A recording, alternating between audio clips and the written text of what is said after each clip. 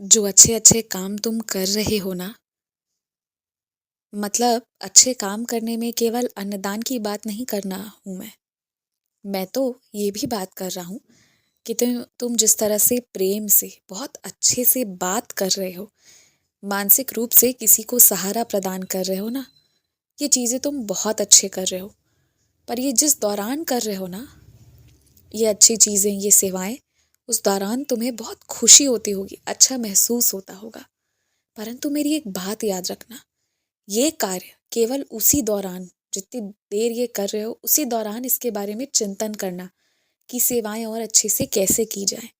परंतु जैसे ही वो काम खत्म हो, वो सेवाएं बंद हो, मतलब तुम वो सारे सेवाएं करके निकलो, उसके बाद खुद के बारे में भी मत सोचना कि तुमने कितने अच्छे से सेवा करी, तुम्हारी जो भी तुमने सेवा की उससे सामने वाले की क्या प्रतिक्रिया थी, इन चीज़ों पर चिंतन मत करना।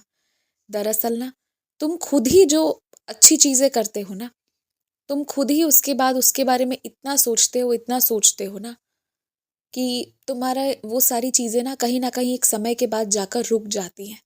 अगर उन्हें रोकना नहीं है ना, उन्हें जारी रखना है सेवाओं को, तो करते चलो, परंतु उसके बारे में सोचो मत और उसका जिक्र भी मत करो।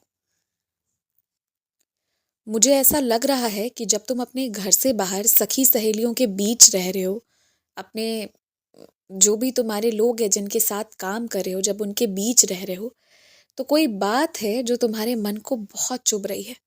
और चुभने की सीमा इतनी ज़्यादा है ना, कि उस दौरान तुम कुछ उनसे ज़्यादा बात नहीं कर पा रहे। कोई बात है जो उनके बीच हो रही है, जो तुम्हें समझ नहीं आ रहा है कि क्या कह रहे हैं वो, परंतु कुछ ना कुछ आभास सा हो रहा है। यही हो रहा है ना जिसको लेकर तुम परेशान हो। परंतु मैं एक बात तुम्हें बता रहा हूँ, तुम्हारी आत्मा बहुत पवित्र है, इसलिए उसे आभास हो जाता है कि क्या चीज़ें आसपास हो रही हैं। घबराना इससे बिल्कुल मत। बस तुम्हें मैंने शुरू दिन से कहा था, जो सही होगा ना, उसी चीज़ के साथ तुम रहना। जहाँ जो चीज़ गलत होगी, वहाँ उससे अलग हटना, और जहाँ जो चीज़ सही होगी, वहाँ उसके साथ रहना। बस यही करना है तुम्हें। और इसके बाद ना, ये बिल्कुल मत सोचना कि हर एक व्यक्ति का मन तुमसे मिलेगा। अलग अलग समय पर अलग लोगों का मन कभी मिलेगा और कभी नहीं मिलेगा। हर एक व्यक्ति के विचार को स्वीकार करना, मतलब उन्हें इज्जत देना, इतना हक देना कि हर कोई अपने भाव प्रकट कर सके। परंतु तुम्हें भी जो पसंद आ रहा है ना, वो कहना। कहने से कतराना मत, परंतु तब कहना जब पूछा जाए। अगर ना पूछा जाए तो उन चीजों में मत पड़ना। तुम अपना स्वभाव किसी के कारण कभी मत खोना। जिन लोगों को बात बात पर उत्तेजित हो जाने की आदत है, गुस्सा हो जाने की आदत है ना, वो अपना जीवन तहस नहस करने की क्षमता रखते हैं। इसलिए मैं सभी से कहता हूँ कि अपने क्रोध पर काबू पाओ।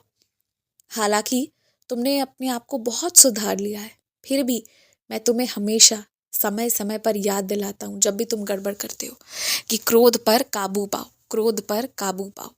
ये बात मैं आजीवन तुमसे कहूँगा। इस बात को ना कभी भी दिल से मत बुरा समझना कि मैं तुम्हें क्यों कह रहा हूँ, तुम तो क्रोध पर काबू पा लियो, फिर क्यों कह रहा हूँ मैं।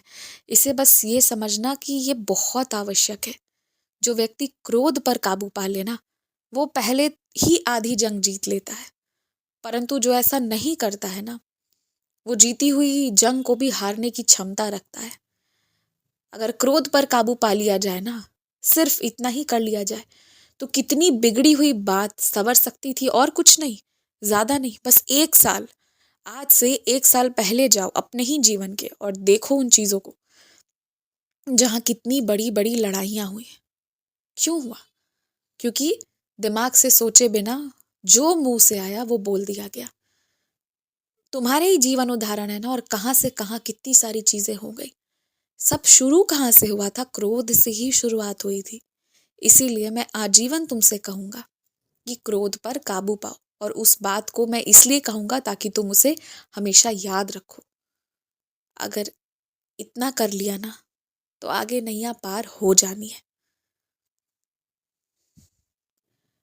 हमेशा खुश रहो, हमेशा मुस्कुराते रहो, हमेशा आगे बढ़ने का सोचो। कभी कभी अगर लगे ना कि थोड़ा आराम चाहिए, आराम लेना है, तो उससे भी हिचकिचाओ मत। वो भी ज़रूरी है, आवश्यक है, वो भी करो।